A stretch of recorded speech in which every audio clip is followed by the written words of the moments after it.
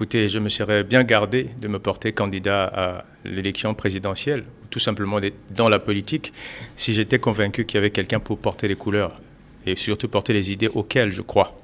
C'est parce qu'ayant constaté que l'idée que je me fais d'un pays n'était pas incarnée dans la pratique politique et ayant été affecté par la place de notre pays dans le concert des nations, j'ai décidé de porter cette lourde responsabilité d'être candidat.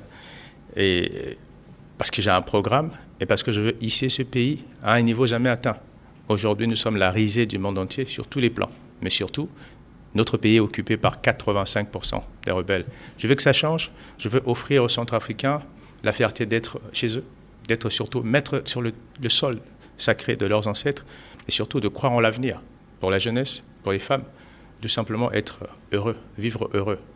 L'éducation occupe la première place dans mon projet. Être centrafricain, qu'est-ce que ça veut dire en 2020 ? Pas grand-chose, mais surtout un complexe d'infériorité. Je consacrerai 20% de mon budget, c'est-à-dire du budget de mon gouvernement, donc de l'État centrafricain, à l'éducation. Parce que la plus grande bataille qui mérite d'être menée, c'est l'éducation, qui joue sur le caractère des Centrafricains, qui joue sur leur place dans les organisations internationales, sur la diplomatie. Vous savez, la Bible dit « Mon peuple périt, faute de connaissances ». Donc c'est multiséculaire. Il faut que les Centrafricains comprennent que s'il suffisait d'avoir des ressources naturelles pour enclencher le progrès, il y a bien longtemps que notre pays serait développé. Il y a quelque chose qui manque. Donc en réalité, deux choses.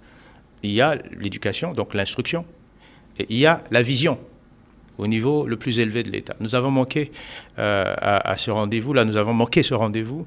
Et aujourd'hui, c'est ce que j'offre au peuple centrafricain. L'éducation, l'éducation et l'éducation. C'est pour ça que j'ai dit depuis plusieurs mois sur Ndekeluka, sur d'autres radios, que je comptais donner gratuitement les cartes nationales d'identité aux Centrafricains. Mais surtout, l'état civil. À cause de ce petit papier, il y a des destins brisés, il y a des gens qui auraient pu être des journalistes comme vous, mais qui ne rentrent de Berbérati. Tous ces destins brisés parce qu'il y a un petit morceau de papier qui s'appelle l'acte de naissance, qui est trop cher, beaucoup trop cher pour un parent désargenté.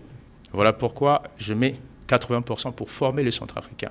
Parce que les grandes nations, vous savez, ce n'est pas parce qu'elles construisent des grandes écoles ou parce qu'elles construisent des immeubles comme ici, en face de Ndekeluka. Mais combien nous formons chaque année pour que le Centrafricain, son savoir, soit à jour et qu'il commence vraiment à défendre la nation.